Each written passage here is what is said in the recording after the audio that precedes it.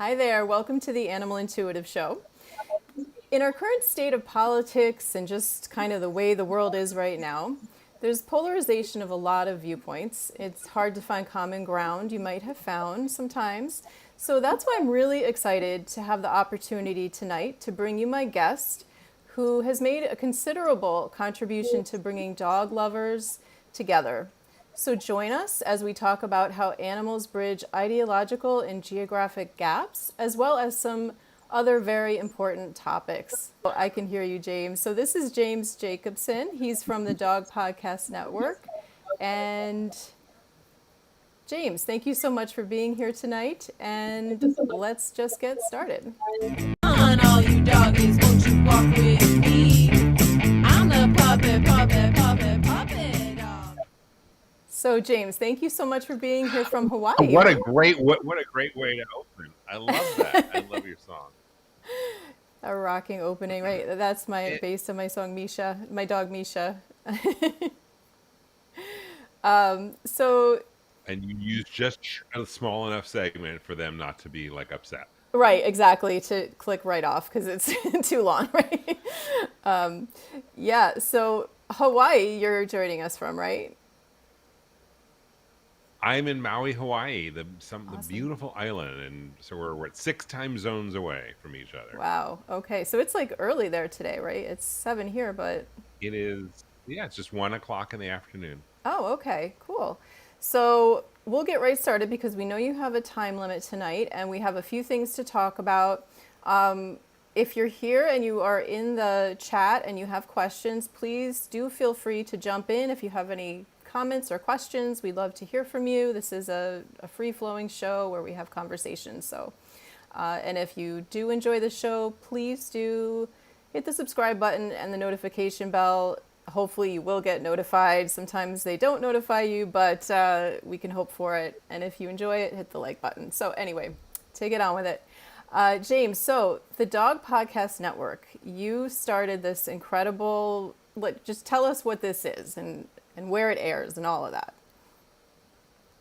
Okay, well, Dog Podcast Network, or DPN as we call it affectionately, is the world's first network of really high quality shows specifically for dog lovers. And that we make a distinction between people who are dog owners and dog lovers. And it is an attempt, as you were saying, we live in such a divisive world these days. It's an attempt to bring together various cultures and political ideologies and belief systems, unifying people who are truly dog lovers, people who, are more likely to go to the veterinarian if their dog is sick than to take themselves to the doctor if they're sick, or Right. people whose dogs sleep in their beds with them or in their bedrooms, or, give them Christmas gifts, or those are the kinds of people who are dog lovers. And it doesn't really matter if you're in a blue state or a red state, or if you live in Hong Kong or if you live in Houston. People who are dog lovers share this commonality. And so the idea behind DPN, at least, in terms of its highfalutin way, is to connect people and to make us all feel like, oh yeah, we can relate on this one area. And then hopefully we'll find other common ground. That's awesome. Dogs have this incredible effect, don't they, to just sort of to bridge those gaps. So where can people find the Dog Podcast Network? So DPN has both audio and video. So people who are consuming this on YouTube, we have a channel on YouTube. Just search for Dog Podcast Network. And then on audio, we are available wherever you get your podcasts, on Apple Podcasts and Spotify and pretty much every place. And the thing behind a network is we're like, I don't think we are NBC, but we aspire to be, really a network. So it's really a collection of shows. So currently we have 3 shows that are on the air. And this is our first year. We started, our first show launched in January of this year. And we have 3 shows on, and we're going to continue to add more shows in the new year. The shows that we have right now, our flagship show is called Dog Edition. And that is the world's first podcast designed to listen to while you walk your dog. So it is a 20 to 30 minute show that it's a news magazine show. It sort of sounds like All Things Considered. And you can listen to it while you walk your dog. It has 3 or 4 different segments. it's fun, it's interesting, and it's very thought provoking. NPR talks about driveway moments. We have like dog walk moments where you kind of want to keep walking with your dog for a few extra minutes so you can finish the episode. So that's Dog Edition. Then we have an award-winning show called Dog Cancer Answers, which is the podcast that I say, I'm sorry you have to listen to this show, but you're listening probably because you have a dog with cancer. And then we have a show called The Long Leash, where I sit down and talk to some really interesting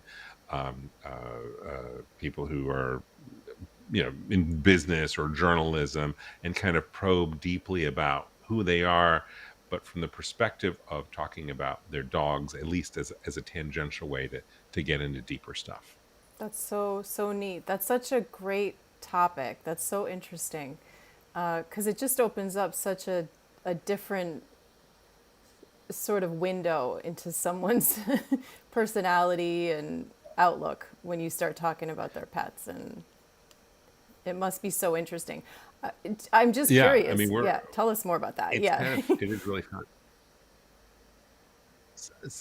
Well, I mean, like tomorrow, for example, I'm interviewing a reporter who has worked for the New York Times for I think decade or two, and he wrote a story, sort of his last piece for the New York Times, about Maltese and this whole thing about like these little white dogs being, people think that they're really really old, but he kind of gets into it. He studies ethnobiology. It's really kind of interesting, Wow. and so so we sit down with people like that. Or we've had Dean Koontz, who is of course the best-selling author of a gazillion books, and talking about the relationship that dogs have had in both his work and his impact, the impact that dogs have had on basically getting him to quit work at 5 o'clock because the dog would nudge him, and how he's brought dogs into his various novels throughout the years. We I had a conversation recently with a guy named Rick Bassman, who is a started out in pro wrestling, so WWF or WWE, and sort of a real tough guy. And he is, not the kind of person that I would normally have a lot of connection with, but he's a massive dog lover. He is a pit bull rescuer. So here's this really tough guy. I mean, he could kick your ass. He's my ass. He's short but really tough, right? So, but he has this really soft, warm spot for pit bulls, and so he rescues pit bulls and is very involved in pit bull rescue and has a lot of celebrity connections. So we talked to some really cool people. That there's always a dog connection, but they're just really interesting people. So Yeah. it's a more podcasty show in that we sit down and we have these conversations that run about an hour. It's amazing what you've done in just this, it's less than a year. And I'm wondering, how did you get this all started? What was your background? So I grew up in the media. So when I was just like a kid, when I was a kid in Washington, D.C., 15, 16 years old, I actually had a show on the talk on an NBC owned and operated talk radio station there for a short period of time. And before that, I actually did some other stuff. So I always kind of loved radio. And when I was in college, I did radio. And when I graduated, I worked for a time for NBC Radio Network, Westwood One, and then I kind of stopped all of that and went in other directions. And then I watched this emergence of podcasting, and I had started doing a bunch of stuff related to dogs. And so people kept saying, "Well, you should do a dog podcast. You should do a dog podcast. You have a nice voice, and you like that stuff, and you like this medium." And I was like, "No, no, no, no, no." And my life many years ago, about 20 years ago, had gone to the dogs. I wrote a book called How to Meditate with Your Dog. I run a dog supplement company. I have a publishing company that does other dog related stuff. So I kind of have gone to the dogs. And so in 2019, in October, I used to travel when I used to travel. Remember where that was? I You go know, on an right? airplane and you go places. I used to travel twice a year, and so I would go to a conference in Bangkok every year. So I was at this hotel in Bangkok, thinking about sort of planning, strategic planning for what 2020 would bring. And I said, I'm going to start a podcast, a dog podcast network. And I had all these grand aspirations, and we'll start in January, and then we'll just, March, and then, boop. And so that thing happened. So So you're a bit it psychic on provided that an one. interesting opportunity. I don't know. But we've always done, because I'm in Hawaii. I've always built teams of remote. We have an Yeah, amazing team of people. It's not just me, believe me. It's an extraordinary team of people, and they're all over the world. So we have people, in New York and Australia and South Africa and the it's incredible. Philippines, and so Europe, Croatia. We have places, people all over, and they are all massive dog lovers who help make our shows sound as good as they are. I'm a cog in the wheel. I'm only a part of it, but it's a lot of people making it sound excellent. It's really amazing. We have a similar background. I was a radio person in college myself. Yeah, Where'd you go to school? I Let's undergrad. do I the went college thing. Where'd you go to to college? yeah, for undergrad I went to SUNY State University of New Paltz, which is just there's a lot of arts to it and media and partying. Like that's kind of what it's known for. It's in like the mid Hudson Valley or of New York State. Yeah, and Well, then I went on college to is do about other stuff. partying. Yeah. Yeah, especially that college that's Cool. very party oriented. It's kind of known for that, but it was a fun Work school. hard, party hard is what they. Yeah, work hard, party hard. Yeah, it was a But now fun we are school. responsible adults who get to party hard here Right. on This YouTube is the and extent of it. podcast. Exactly right. Socializing on the internet. Iced tea, not Long Island iced tea, just iced tea, but it is 1 o'clock in the Right, afternoon. and I'm having coffee at 7:13 at night, so this is wild. Ooh. Seriously wild. Yeah. So Yeah, we're crazy people. I know. But from what I recall, actually, I had the honor of being a guest on Dog Edition, and I learned a little bit about you during that. And I recall you had sort of an animal communication time or interaction, and so maybe tell us a little I bit about did. that. That's so funny. Okay, so I was freshly minted from college, so just a few years ago, and one of my early entrepreneurial things, because I've basically been an entrepreneur my whole life, was I created, I built a teleproduction company, which is what we used to call, I don't know, a teleproduction company. We'd make videos, and we made a lot of videos that people would buy um, from ads in Parade magazine. So Parade magazine was this big magazine that obviously was stuffed and still is stuffed in the Sunday insert. And there are these ads, and they're called special interest videos. And I had the idea of doing a special interest video about pet psychics, animal communication. So I went to the then really most famous grandma mama of them all, pet psychic, a woman named Beatrice Lydecker, who was like the person who was this racehorse Secretariat's pet psychic, and she had been on the Merv Griffin show and Johnny Carson like dozens of times, and just was like a big pet psychic in the 1970s. And so she was. This was when I was doing this was the uh, late 80s, early 90s, probably early 90s. So she definitely had her following. And I wooed her, and I think she lived in Oregon, and I sent her flowers and all sorts of stuff. And finally, she took my call. I think I tried someone else who was her student first and said, "You really want my teacher." Lydia Hibby, I think we tried. And then anyway, so we went to B. Lydecker, and B said yes. And I brought B to Washington, which is where I lived at the Wow, time. brought her in. And we spent a week shooting a whole bunch of Wow. stuff. And we did a class called B. Lydecker's Animal Communication Seminar and Workshop. And we taught people how to communicate, how to do what you do. And it was beautiful. And there was horses, and there was this pasture land. And it was a Wow. really fancy shoot. And then we did a shorter version that we sold through Parade magazine called "You Two Can Talk with the Animals." I got to Right. find that video and post it somewhere on YouTube. Yeah, But people bought a lot of copies of that video, I'm and sure. it was kind of my first thing. And I was a lot younger, skinnier, and I had a Maltese, my first dog. And I remember looking, and I was just massively in love with the dog. And wouldn't it be Oh. great if you could talk with the animal?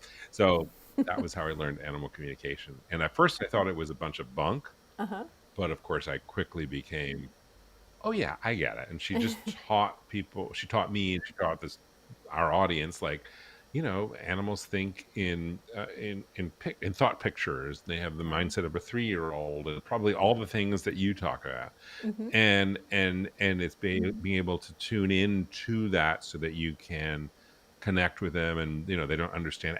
Don't say like, s- get off the couch, because you're just basically creating a thought picture of a dog on a couch with like a big X through it, but Hmm. say, stay on the floor, and then you creating a picture of the dog on the floor, and then they pick Yeah. that up. And I Hmm. have, to this very day, I mean, I use, though that's so ingrained in how I speak to my dogs, That's that wonderful. Yeah. people will often say, what is my dog? And I just, because once you believe that you can do it, Right. this sounds so freaking weird, except to you. You get it. Once you believe you Yeah. can No, do it it, doesn't it's sound just weird to me. like, yeah, I speak English fluently. I used to speak French fluently, and I speak dog mainly fluently, at least, my dog. No, absolutely. And that's what it is. It's usually a matter of just seeing that you can do it. And then once people realize that they can and have been doing it, a lot of times that's it, that they realize that they've been doing it already and they just didn't kind of realize it, then it just becomes, like you're saying, it becomes a natural thing that they start doing and becomes part of who they are. And Kids are yeah. natural at it too, because Right. they have no resistance to understand. This is why children's books are filled with, like, you know, animals that are characters. Exactly. Yep. Yeah, if we could just get that into society and not have to worry about teaching it to people or reteaching it, it would be great. Yeah, we're not forgetting it, exactly, because it's already Exactly. there. Yeah. Yep. I wrote a book about that, but it's just not out there yet. So books take a while. And that's that Misha song, actually. It's a part of it. But so I have a few questions too about the cancer show, because I'm sure that people really benefit a lot from that. Just the space that people are in when they get that diagnosis for their pet. So I was just wondering, what your feedback you get on that, and just tell us like who you have on that show and what people can find there. So, Dog Cancer Answers, that's the name of the podcast, and you can find it at dogcanceranswers.com. And it is actually, it predates Dog Podcast Network by quite a few years, because, as I said, I had done a bunch of stuff in publishing, and it initially started out as a YouTube channel, which was an adjunct to a book that company published, called The Dog Cancer Survival Guide, which is actually one of the best top selling books Yeah, in I've the heard of it. veterinary books in the English language. So it Mm-hmm. was initially based on that. It's expanded because we've been doing so many episodes over the years. And the thing is, cancer, as you know, is the number one killer of dogs. One in Mm-hmm. three dogs die of cancer. In certain breeds, it's like, Right. if you have a dog who's over the age of 10, it's worse. And certain breeds, it can be 75%, like golden retrievers and boxers. So it can be really pretty serious. And most people feel like it's a death sentence. And what we have been doing since 2008, is helping people understand that, a cancer diagnosis is something that is not an automatic death sentence. There's a lot of Mm-hmm. things that you can do.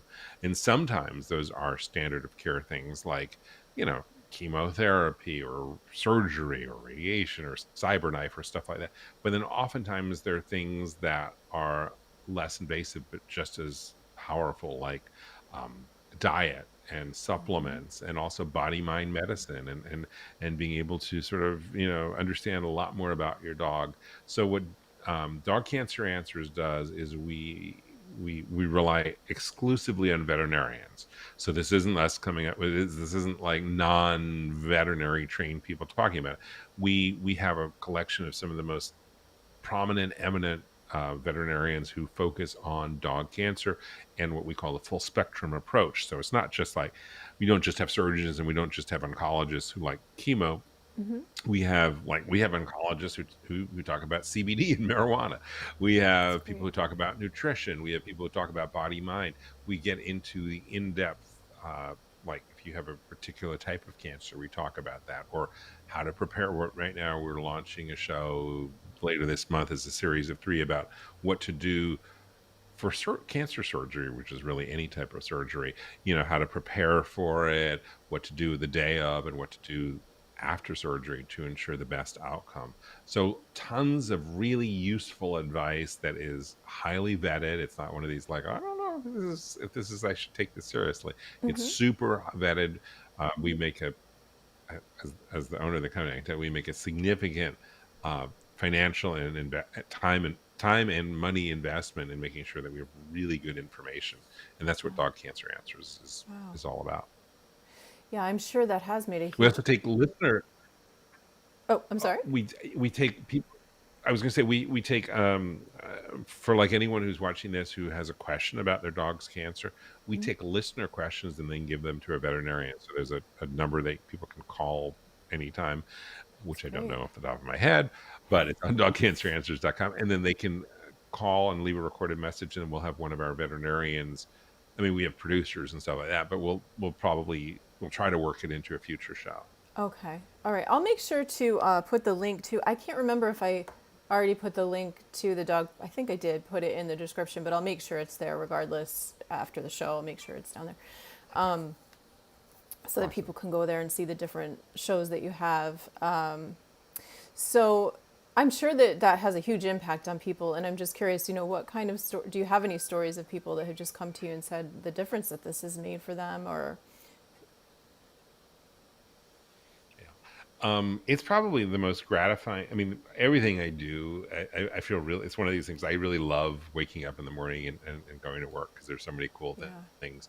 But when you get messages, because we have a Facebook community at dogcancersupport.com, which we also manage and run. And that is people who are dealing with dog cancer who are finding real support from like other people who are dealing with it, who are it's finding great. support from veterinarians and veterinary techs who are in the group. And that's so impressive. And Yeah, then so it feels so good because they write you messages like, my dog got an extra 2 years by following the advice wow, that I got through the podcast and the book and the community. And 2 years, if you multiply times seven, that's 14 extra human years, so yeah, that's not bad. that's a big deal. No, that doesn't all, but just helping people understand and reframe this diagnosis, because so often you go to the veterinarian, you don't expect it, you think, "Oh, my dog is limping a little bit, I don't know," and then Right. the vet, closes the door in very hushed tones, Ugh. says, "I'm sorry, your dog has cancer." People just go deaf because they weren't expecting it. Yeah. They can't, their heart just melts because they hear Right. this is the end. And so we really try to be there for people, and that's what we've been doing, as I said, since 2008. Wow, that's incredible. What a wonderful gift for people and animals, of course, dogs. And I'm sure it impacts other animals too. I'm sure there's information there that crosses It all. does. It does. And it has applicability to helping to keep dogs healthy so that hopefully you never have to listen to that podcast. Right, exactly. I don't know how you do that. There are lessons you learn, from going through what we call the cancer Iditarod, that will improve how you take care of your next dog in terms of Yeah. diet and nutrition and environment and toxins and all sorts of things. Yeah. That's fantastic. Well, speaking of bridging the gap between species, we were going to talk a little bit just about how dogs in general unite humans and probably animals in general, of course. And just, I think this happened today. I'm not sure if it actually happened today, but I saw a video on it today and I linked it below. Of course, I think it was specifically put out by maybe the Republicans, but regardless, it wasn't, maybe the video wasn't bipartisan, but still, it doesn't matter. But it was about an act that came out that is being put through. Hopefully, it will be enacted. I'm sorry, it's a bill that's been submitted. It's a bipartisan bill, and it's about reducing almost completely testing on animals. I don't have all the details on it because I literally just saw this right before we went on. It was just the perfect thing that it just happened to pop up on YouTube. And, I wanted to mention it because they were talking about themselves how this was a bipartisan topic and how dogs were united. It was just so perfectly timed that this came up, and they had a senator there. I can't remember which one it was, talking about how much he loved his dog. I think it was a Kennedy talking about how much, of course, loving their dog, and it was just they just changed the whole atmosphere. They had dogs on the lawn, and it's just a whole different atmosphere when the dogs are a part of things. So I think Oh, I that your love it. show, I think we yeah, need to bring dogs to Congress. I think that's a good idea. exactly. Can you And imagine? I It and just, I and it is what you say. It's a I mean, it's sort of what we're talking about. That's the genesis of the grand spirit that motivates what we do at GPN, which is that dogs can bridge us across political divides. And I don't think that's the Kennedy. I don't think that's the Kennedy who's related to the president Kennedy, but I, there is this. I grew up in the U.S. Senate, actually. Whatever, that's a whole nother story. From age 12 to 18, I worked in the U.S. Senate as a page. oh wow, okay. But there is a there is a sorry there is a thing that really connects us to dog lovers, and you can set aside your differences if Mm-hmm. it's the representative I'm thinking of. People can really connect with dogs, and that can bridge us. And what we need is a little more bipartisanship out of the Yeah. legislative branch of government right now. Right. Exactly. And I think dogs might very well be the gateway to do that. And maybe, Yeah. I mean, you know what? I'm gonna I'm gonna ask one of our producers, Amy, who books stuff for us. Mm-hmm. Like, we should get some of those members of Congress to come on and talk about it, because Yeah. I think it Mm-hmm. is really an ultimate for the long leash, because that is an ultimate personification of exactly what we're trying to do. I think that's wonderful. Yeah. Another initiative that is really catches my interest is this thing. Sometimes it's called One Medicine, or sometimes it's called One Health, but it's basically the idea that medical things that we learn in dogs we can apply to people, and vice versa, that we learn in people can be applied to dogs, and not just dogs but all animals. And so we share this, and there's this commonality. One of the things that is exciting about cancer research in dogs is that dogs are almost always used as the last test subject in human cancer trials. So the guy, one of the leader of the cancer center at Harvard years ago, said that if we can do it in dogs, we can do it in people. So it's a really interesting thing. And I don't mean like crazy stuff. I mean sometimes just like nutraceuticals. I mean, there's Mm-hmm. all sorts of things that Right. we can learn by studying the human and dog connection, because I think dogs are pretty special. Yeah, they're incredible. And just the fact that you see where people will just about do anything for their pets, like you're saying, before they'll go to the doctor for themselves, they'll take their animal to the vet. It it's it's true because it's part of your own well-being. Sometimes that's what keeps people healthy is the fact that their pet is okay. That's what helps. They've studied it. It helps with blood pressure and all sorts of different things. So they really do have an impact on our health and well-being, especially during this whole like COVID and everything that's gone on. They've really had such an impact. And it's funny because I did a feature, I think it was a couple weeks ago, because I was talking about earth element in Chinese medicine, and I was talking about a dog named Coco who I've worked with. And Coco is kind of the epitome of earth element, which is the type of human or animal that will go around and like, meet people and put people at ease and, talk to them and wants to help, and kind of that like earth mother type of personality. And that's Coco. And her mom will Yeah. take her on walks and just meet people on the street, and they'll just their whole like life story will pour out of them, personal information about their lives and what they're going through. and just petting Coco. And, she's not even like a registered therapy dog, but she ends up doing like street therapy. So, yeah, they're pretty amazing. And what you're doing is just wonderful because you're kind of like just like bringing it all together in one place, everything, all aspects of it, and not discriminating. I really appreciate that you're doing the science and you're doing animal communication, which there's some science to that too, but that you're doing all aspects, the spiritual, and you mentioned too the meditation dog. Before we let you go, what is that about? You said dog meditation. So okay, so that's a long story. So it's called. I wrote a book years ago, and it's a bestseller called "How to Meditate with Your Dog." And the book came out of the fact that I have been a lifelong meditator, and I wasn't taught meditation. I was like,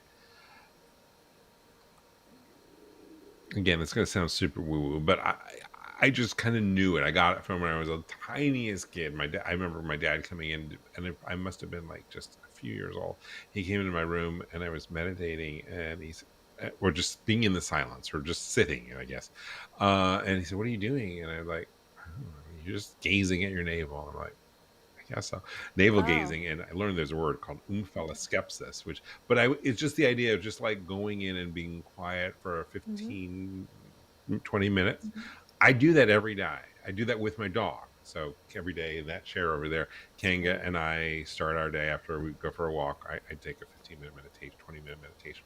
But the book came about because people said they don't know how to meditate. And I've always liked to meditate with my dog because I think dogs are natural meditation teachers. They're very much in the moment. They have this hound lounge. If you look at their eyes, where they're like half awake, half asleep, they're just sort of very much in the present moment. They are they epitomize, for at least for me, the perfect meditation guru. And I would show people like, okay, you love your dog, you just have to just do this and put one hand on your dog's chest and another hand on the rear hindquarters, and initially focus on the dog's breath. And at first you start to mimic the dog's breath, so you literally try to map, but it's really based on vipassana, which is sort of like following the breath. But instead of following your own breath, you follow your dog's breath. And one of the things, as I taught this before I wrote the book, I learned that the dogs generally will start, initially you start to match their breath. And then after doing this on a regular recurring basis for a few days or a week, they will start to match your breath. So your breaths will become in sync. And that is part of the magic of this thing, because it really works. And so when that book came out, I went on tons of TV Gosh, shows that's amazing. all over the country, showing people, like, Wow. have go into a TV studio and having them bring their dog and showing them how to meditate with their dog in the air. That's incredible. Is it still available? Mhm. I'm sure it is. How to meditate with your dog. I think probably the website. It's available on Amazon. Go to dogmeditation.com. There's an audiobook read by yours truly. Oh, that's great. Okay. But yeah, it's kind of a fun it's a fun read. Yeah, and it's so animal Like, communication based. I mean, that's just part of the foundation of mhm. doing animal communication. You're once you do that, it just kind of flows from that. So that's Yeah, fantastic. And what do you have? You have two yeah. dogs, or? This was Oh, I'm sorry, I I didn't mean have to interrupt you. I had two dogs. I lost one. Oh, So I'm so Kanga sorry. is our dog right now, and Kanga's my heart dog, and Oh, she's the one who I meditate with. But her sister Rue went to doggy heaven oh, a month or two ago, oh my gosh, and I'm sorry. we miss her. But we're a one dog family right now, and the secret is Kanga's just fine with it. She's like, it's like she kind of likes all the attention. So it's one of these weird things. It's like, but I'm being honest with you, man. I mean, I told you. So yeah, it's like, Yeah. King is, I think it took her a while. It took her a few weeks, and then she was like, "You don't have to gobble up all my food, but my sister's going to steal it," or Right, something this like isn't that. so bad, huh? I mean, there were Maltese and we have a king size bed, but now, how little dogs can figure out how to sprawl in a big bed. Stretch themselves. She has free reign in the big bed. She still, of course, puts my wife and me in the corner, but That's great. Well, thank you so much for sharing all of this with us. I'll make sure that these links, and also I will put a link to this bill and anything that we can do to help with that, because I think they mentioned at the end of the video like that, and something about how you can help, and then they didn't elaborate on it. So I'm going to find that out and try to put that. I did an interview with somebody. Oh my gosh, the name of the organization's, her name was Catherine Schatzman, but I can't think of it. An organization in New Jersey that's about the animal, legal, oh geez, that's bad. But she, she was on the show and she knows everything about what's going on with all sorts of bills and acts and legislation and everything. And I'm happy to say that it's Cory Booker from New Jersey was one of the ones who initiated this. So that's good to hear in my state that I'm in right now. Still.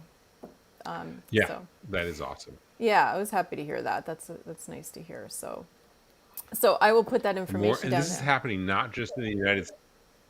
This is happening not just in the U.S. but around the world. The U.K. has getting some stronger legislation, and there's some stuff in Australia, and there's some stuff related to animal rights, and it's just Awesome. really interesting to see how we're becoming a lot more aware of and thoughtful of animals as legislators write legislation. Yeah, it's wonderful to see, and I'd love to hear from you all in the comments.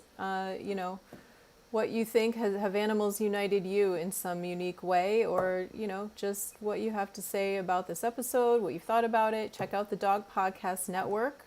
This is James Jacobson. He started it, and this is a pretty incredible effort that he's done, and it's come together so quickly. So we really appreciate you coming tonight, James, and enjoy your day in Hawaii. Thank you. Thank you You're so much, Anna. This welcome. has been awesome. Thank you so much, and have a wonderful, wonderful day, everybody. Bye bye. Aloha.